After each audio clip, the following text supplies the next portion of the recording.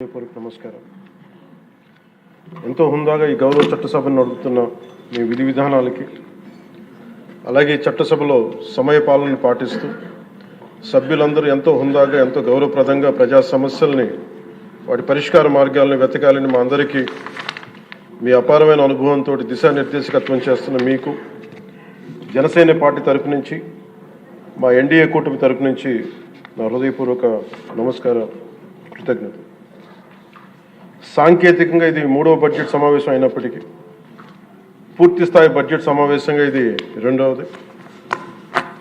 5 కోట్ల పైచిలుకు ప్రజలు ఆశల్ని, ఆకాంక్షల్ని ముందుకు తీసుకువెళ్తూ వారి కష్టాలకి, కన్నీళ్ళకి పరిష్కార మార్గాలను వెతకడానికి 164 మంది సభ్యులున్న ఈ ఎన్డీఏ కూటమిని తన అపారమైన 4 దశాబ్దాల రాజకీయ పాలనానుభవంతో రాష్ట్ర విభజన సమయం నుంచి గత ప్రభుత్వ అవినీతి, అరాచక పాలన వల్ల వచ్చిన వారసత్వ సమస్యలన్నింటినీ పరిష్కరిస్తూ సంక్షేమంతో పాటు ఆంధ్రప్రదేశ్ అభివృద్ధి పదం వైపు నడిపిస్తున్న గౌరవ ముఖ్యమంత్రి శ్రీ నారా చంద్రబాబు నాయుడు గారికి నా హృదయపూర్వక నమస్కారం. మంత్రివర్గ సహచరులకి, తోటి శాసనసభ్యులకి నమస్కరిస్తున్నాను. ఇంకో 3 నెలల్లో 2 సంవత్సరాల పాలనని పూర్తి చేసుకోబోతున్న ఎన్డీఏ ప్రభుత్వం చాలా కాల పరీక్షలను తట్టుకొని ఒక అరాచక పాలన ఎదుర్కొని ఎన్నికల సమరంలో విజేతగా నిలబడింది. మనల్ని గెలిపించి ఈ నేలకి సేవ చేసిన భాగ్యం కలిగించినందుకు 5 కోట్ల రాష్ట్ర ప్రజలకు కృతజ్ఞత చేతులెత్తి నమస్కరిస్తున్నాను. రాష్ట్ర ప్రజలకి అండగా నిలబడుతున్న టీడీపీ, బీజేపీ, జనసేన పార్టీల నాయకులకి, కార్యకర్తలకు కూడా నేను నమస్కరిస్తున్నాను. నీలో సాహసం ఉంటే దేశం అంధకారంలో ఉంటుందో అని కవి శేషేంద్ర గారు రాసిన వాక్యానికి నిలువెత్తు ప్రతిరూపం భారతదేశ గౌరవ ప్రధానమంత్రి శ్రీ నరేంద్ర మోదీ గారు. వారు అందిస్తున్న సహకారానికి ఎన్డీఏ కూటమి తరఫున, ఆంధ్రప్రదేశ్ రాష్ట్ర ప్రజల తరఫున నా హృదయపూర్వక ధన్యవాదాలు తెలియజేస్తున్నాను. ఆంధ్రప్రదేశ్ రాష్ట్ర ప్రథమ పౌరులు, రాజ్యాంగ సంరక్షకులు, రాజ్యాధినేత justice, former supreme court justice S Abdul Nazeer garu చేసిన బడ్జెట్ ప్రసంగం చాలా ప్రేరణించింది. ఆంధ్ర రాష్ట్ర భవిష్యత్తుకు బలమైన పునాదులు వేస్తుంది. వికసిత్ భారత్లో భాగంగా వికసిత్ ఆంధ్రప్రదేశ్ లక్ష్యంగా సాగింది. రాజ్యపాలకులు, గౌరవ రాజ్యపాలకులు శ్రీ అబ్దుల్ నజీర్ గారు బడ్జెట్ ప్రసంగం వింటున్నంతసేపు ఆద్యంతం భారతరత్న శ్రీ అటల్ బిహారీ వాజ్పేయి గారు మాటలే నా మనసులో మెదిలినాయి. వారు అన్న మాటలు, Bharat needs a government that cares, Bharat needs a government that will reach out to the last person the last. ఆ స్ఫూర్తితోనే గౌరవ ముఖ్యమంత్రి శ్రీ నారా చంద్రబాబు నాయుడు గారి నేతృత్వంలో నడుస్తున్న ఎన్డీఏ కూటమి ప్రభుత్వం దివ్యాంగులకి ఇచ్చే పెన్షన్లు 3,000 నుంచి 6,000కి చేశారు. మంచం నుంచి లేవలేని దివ్యాంగులకి 6,000 నుంచి 15,000 అందిస్తున్నారు. సామాజిక పెన్షన్లు 3,000 నుంచి 4,000కి పెంచారు. రాష్ట్ర వ్యాప్తంగా 63.25 లక్షల మందికి ఈ పెన్షన్ల ద్వారా 2,738 కోట్ల రూపాయలు అందజేస్తున్నారు. ప్రతి విద్యార్థికి 15,000 రూపాయల చొప్పున 67 లక్షల విద్యార్థులకు సంబంధించి 42 లక్షల తల్లుల ఖాతాల్లోకి నేరుగా 10,000 కోట్లు జమ చేశారు. మెగా డిఎస్సి ద్వారా 16,000 ఉపాధ్యాయ పోస్టులు భర్తీ చేయటం, మెగా పేరెంట్స్ టీచర్స్ మీటింగ్స్ పెట్టడం, విద్యార్థుల మధ్యాహ్న భోజన పథకానికి అపరాహ్న పూర్ణ మహాతల్లి డొక్కా సీతమ్మ గారి పేరు పెట్టేందుకు గౌరవ మంత్రివర్యులు శ్రీ నారా లోకేష్ గారికి నా అభినందనలు, ధన్యవాదాలు తెలియజేస్తాను. మనకి అన్నం పెట్టే రైతాంగం కష్టాలు, కౌలు రైతుల కన్నీటి కథలు, అప్పులు, మరణాలు విన్నప్పుడల్లా ఆధునిక మహాభారతంలోని పంక్తులు జ్ఞప్తికి వస్తాయి. పొలాల కోరిక ఏమిటి? పంటలు పండించి మనిషి ఆకలి తీర్చాలనే కదా అని దున్నే రైతు అనుకుంటా ఉంటే, అందరి ఆకలి తీర్చడం కోసం దుక్కి దున్నే నాకు ఆకలి ఎలా తీర్చుకోవాలో నాకు తెలియడం లేదు.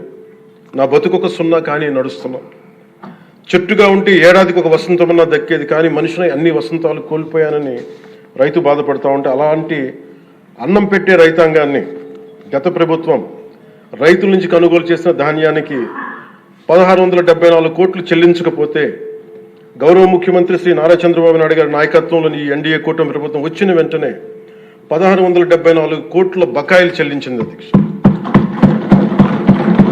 అది కాకుండా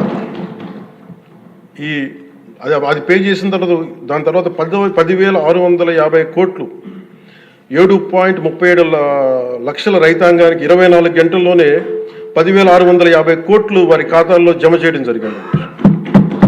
ఇంకొక 53,000 మందికి పైగా రైతులకి 48 గంటల్లో సుమారు 1000 కోట్లు చెల్లించడం జరిగింది. తొలకరి వర్షం తర్వాత జలదానం చేసిన మేఘాలకి భూమిలో ఉన్న ఒక చిన్నారి గింజ మెడ బయట పెట్టి మొదటగా వచ్చిన 2 ఆకులను చేతులుగా జోడించిందంటే కృతజ్ఞతలు తెలిపిందని ఒక కవితా పంక్తుల్లో ఉంటాయి.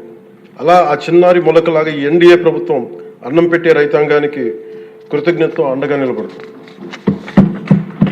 అలాగే గౌరవ సభ సాక్షిగా కౌలు రైతుల కష్టాలు కన్నీళ్లు తెలిసిన వాడిగా మీ వాడిగా చెప్తున్నాను. కౌలు రైతాంగానికి భూమిని ఫలాలుగా పంటలుగా మార్చే ప్రవీణత ఉన్నవాడు ధైర్యం కోల్పోనక్కర్లేదు.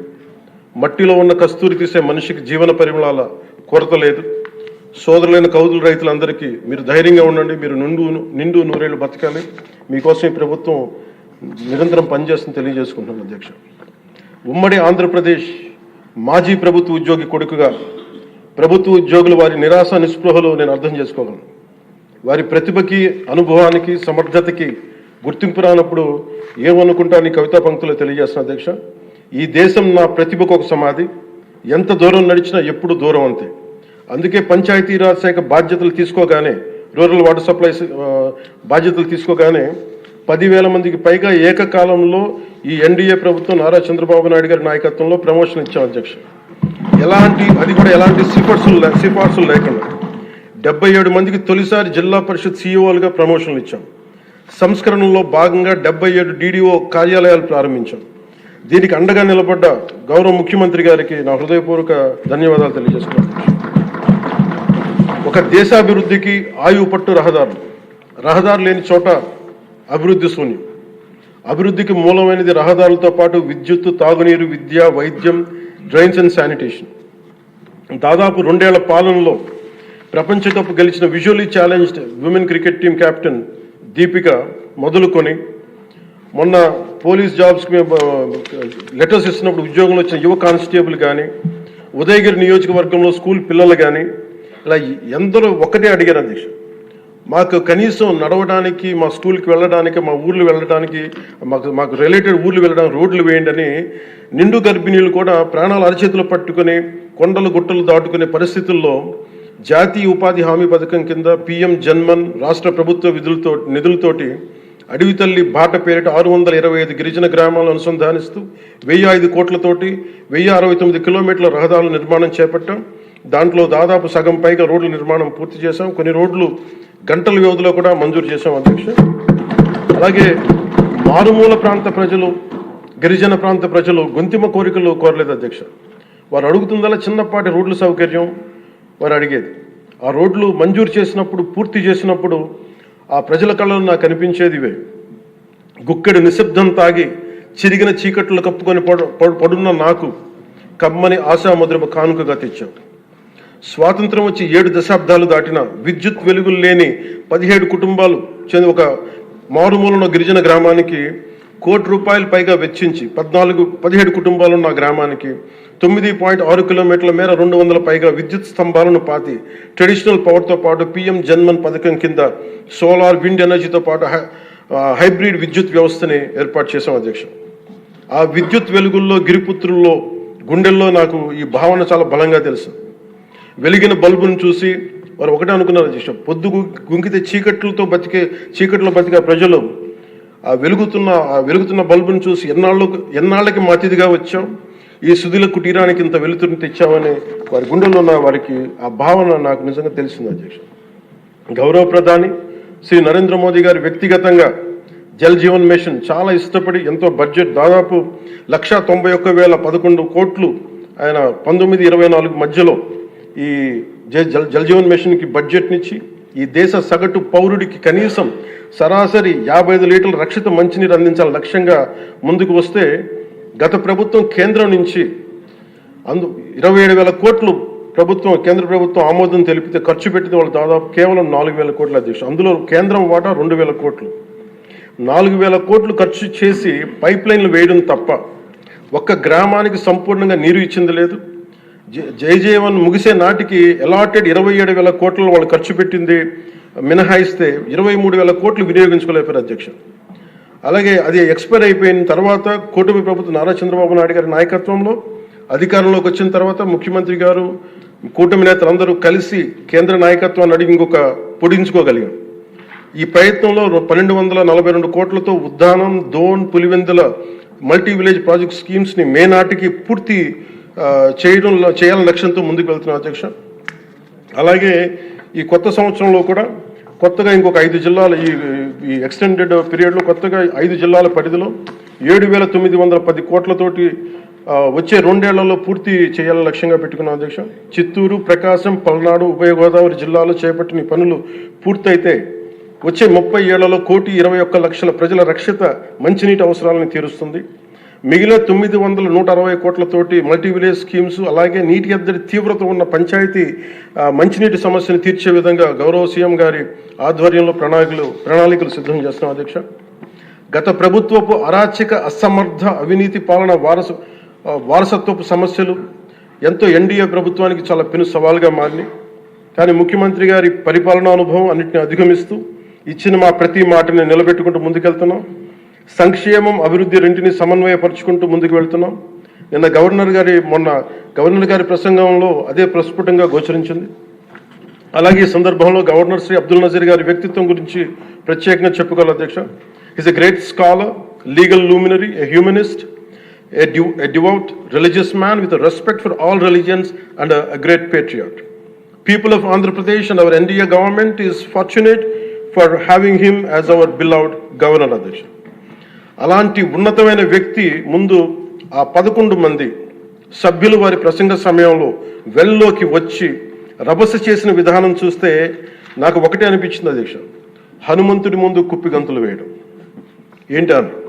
అలాగే 151 నుంచి 11 సభ్యులకి పడ్డ వారిని చూసి మనం అందరం కూడా నేర్చుకోవాల్సింది, గుర్తుపెట్టుకోవాల్సింది అది భారతరత్న వాజ్పేయి గారి మాటల్లో, democracy రెsts on one belief, and that is when leaders cannot solve the problems, the people will. అందుకని ఇది మనం చాలా జాగ్రత్తగా మన భారతరత్న వాజ్పేయి గారి మాటల్ని మనం తీసుకోవాలి అధ్యక్ష. అలాగే under guidance of honourable CM deputy CM honourable CM Shri CBN Chandrababu Naidu గారు ఈ భారతరత్న వాజ్పేయి గారి మాటల్లోనే వారు దాన్ని తెలియజేస్తాం అధ్యక్ష. The challenges we are facing ahead, మనకున్న ఛాలెంజెస్ కానీ ఉన్న సమస్యలన్నింటినీ భవిష్యత్ వికసిత్ ఆంధ్రప్రదేశ్ దిశగా ఎలా వెళ్ళాలి అని అనుకుంటే అది వాజ్పేయి గారి మాటలను చెప్తాను అధ్యక్ష. It's no problem we cannot tackle, no challenge we cannot face, no opportunity we cannot seize. Jai Hind and జై భారత్.